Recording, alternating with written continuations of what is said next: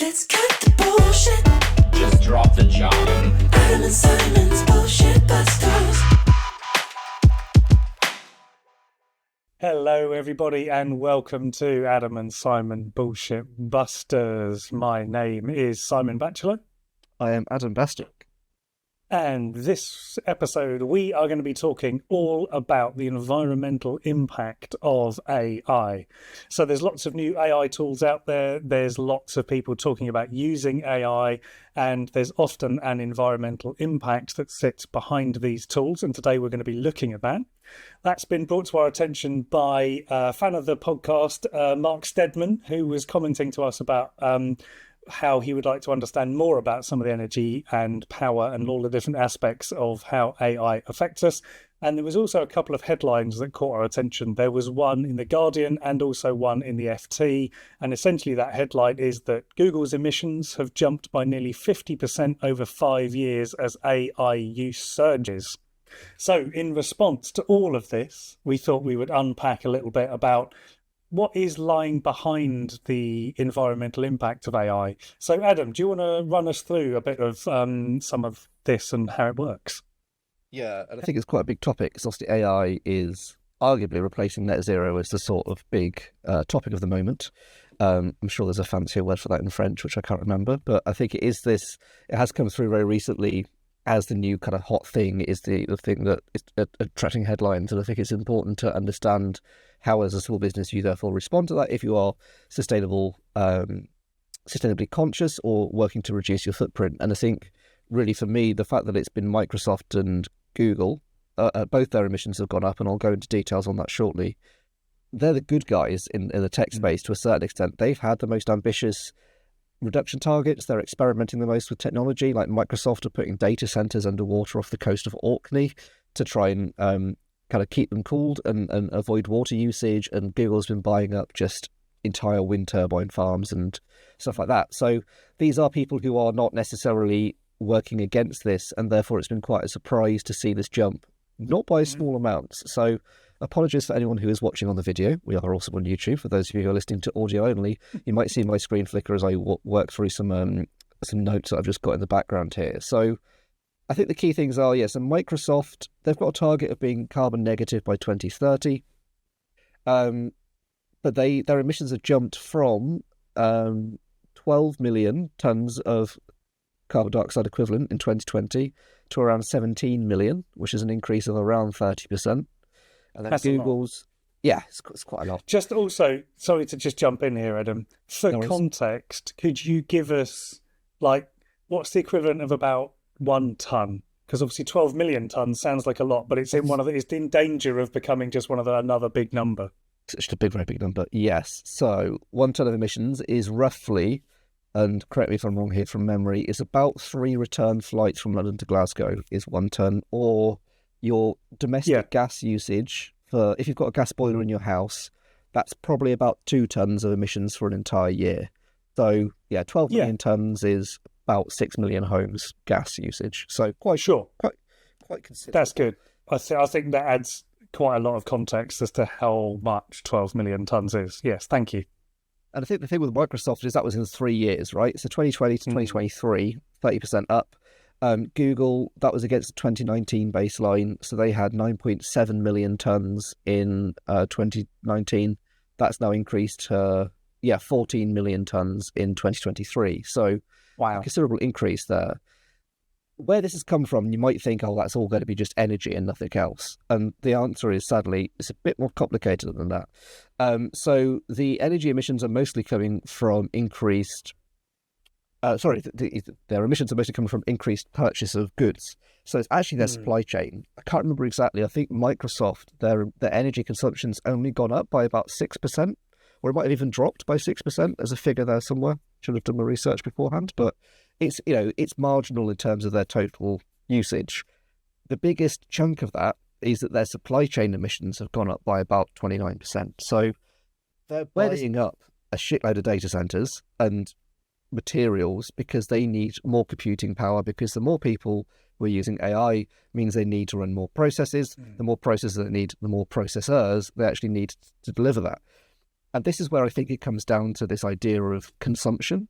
And there's a phrase that I saw from a 2019 report from, let me just find it again, I can't remember what it was called. Is it a LEAP report?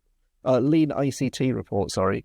Is this idea of digital overconsumption, which I think is a really handy phrase here of going, AI is not necessarily a bad thing. It is not the be-all and end-all of saying, okay, using AI is bad, not using AI is good. Where this can be incredibly useful if you've got a massive data set that you really need to just get processed to kind of understand the insights from that to then kind of take action from it. AI is incredibly useful at doing that tool.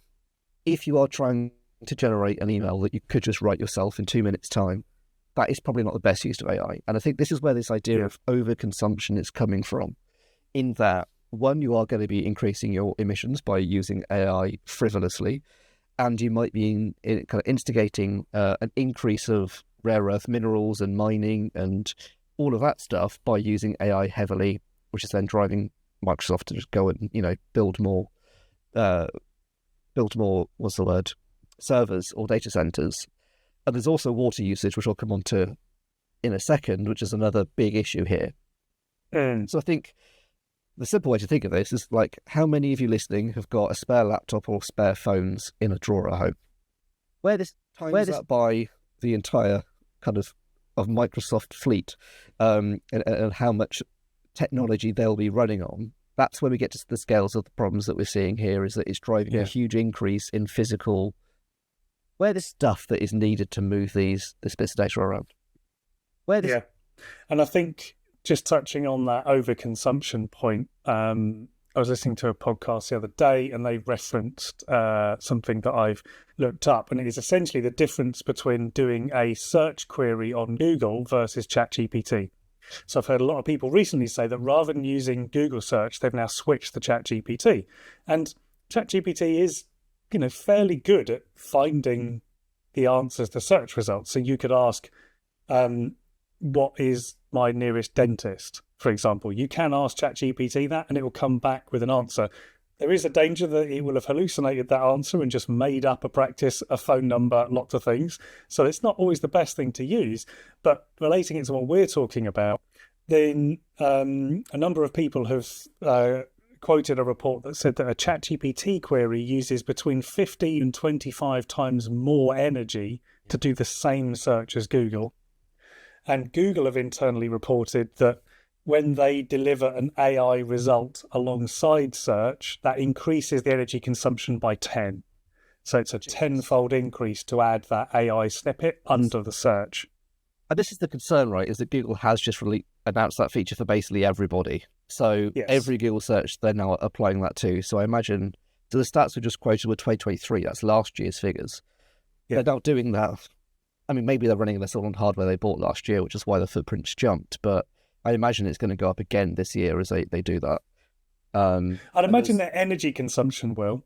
I'd imagine expanding that out is going to be exponential, as in not every search query it comes up for. So, for example, in doing some research for this podcast episode, I asked some questions on Google and got the AI response.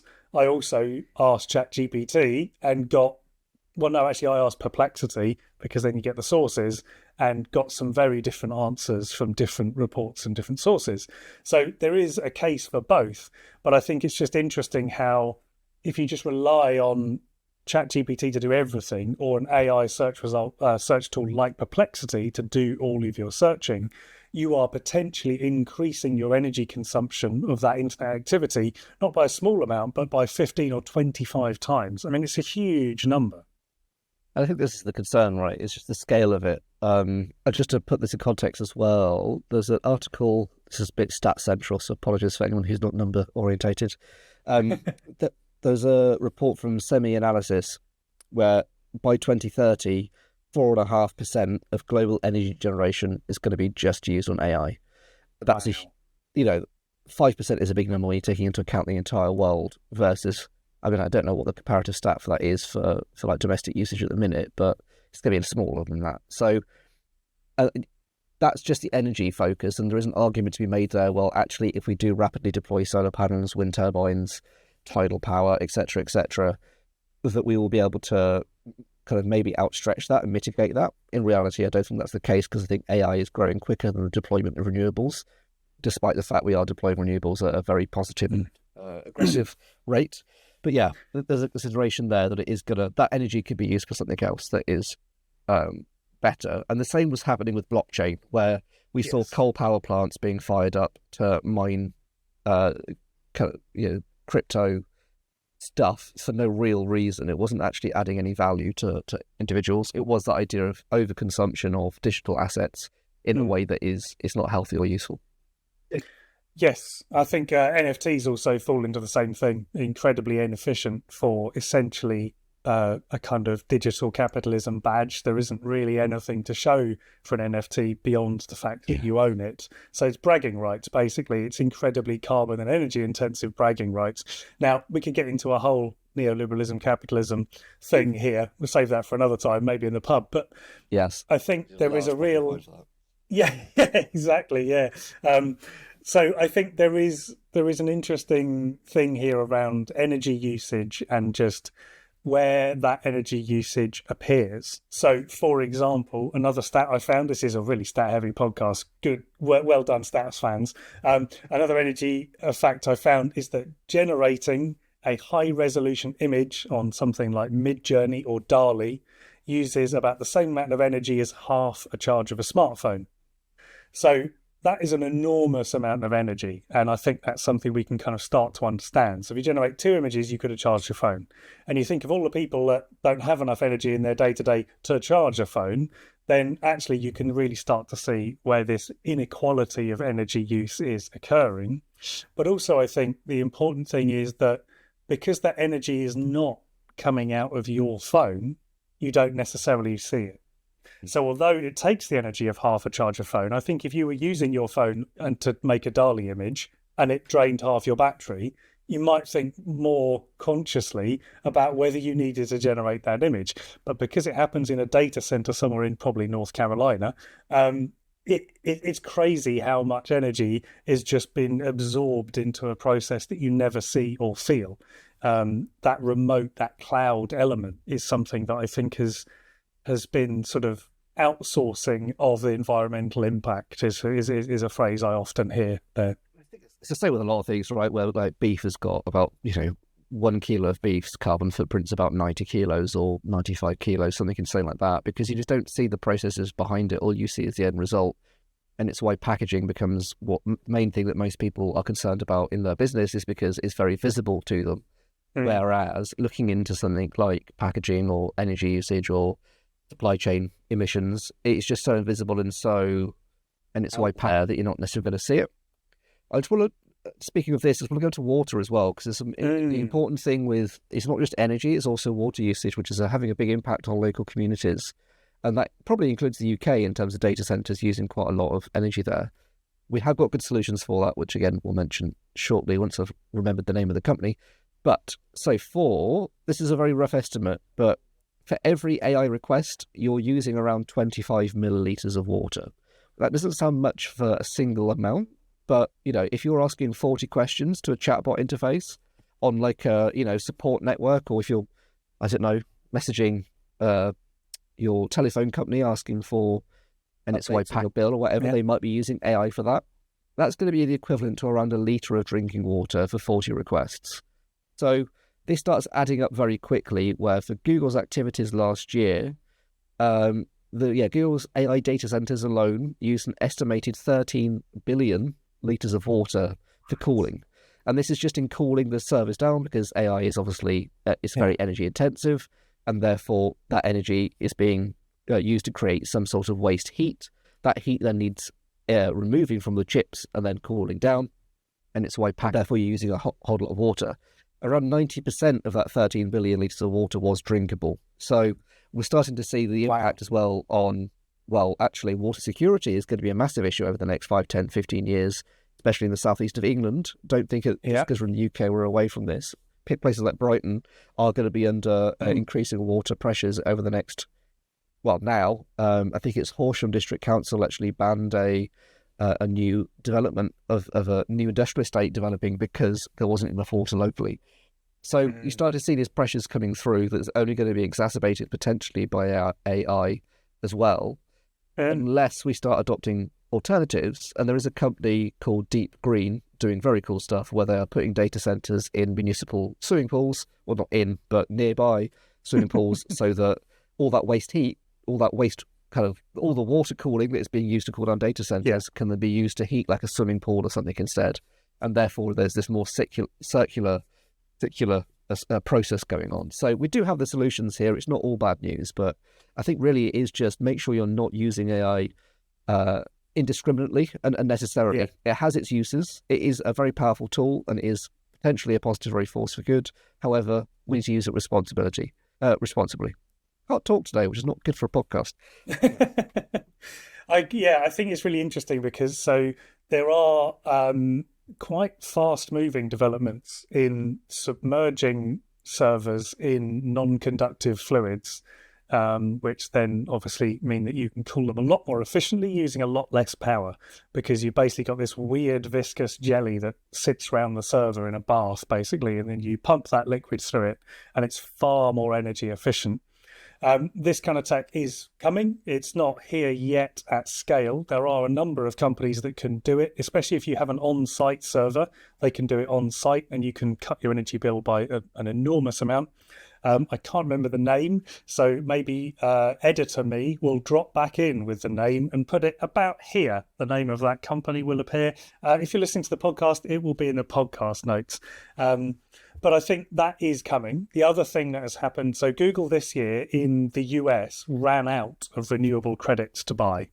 So they bought so many renewable energy credits that there weren't any left on the market for them to buy. And that was because one of the wind projects, or one of the renewables projects, they didn't say whether it was wind or solar, was curtailed this year without their knowledge. So they ran out of credits.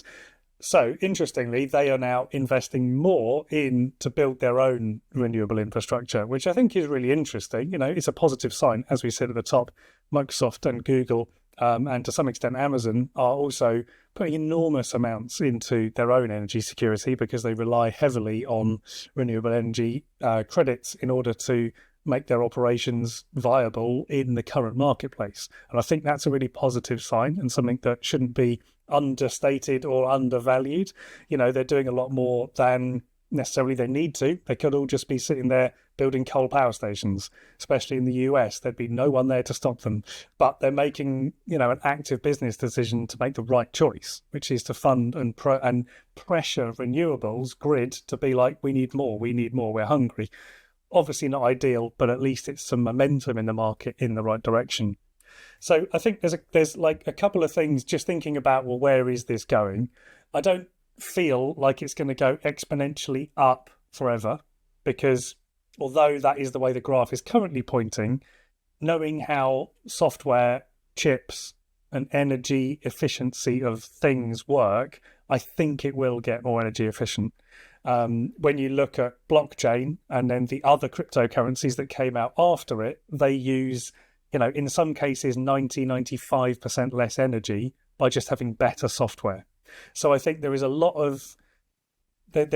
to be said for AI models that are being developed and will be developed in the coming months and years that will be a lot more energy efficient in the way they process these requests. So although at the moment we are seeing an incredibly high amount of energy usage for what is extensively a very simple query, I feel like that will get a bit more efficient. I feel like the chips will get a bit more efficient because that is what chip manufacturers do. They make it, more and more energy efficient, and they can fit more and more onto the same chip, as we've seen with processors over the past, decade.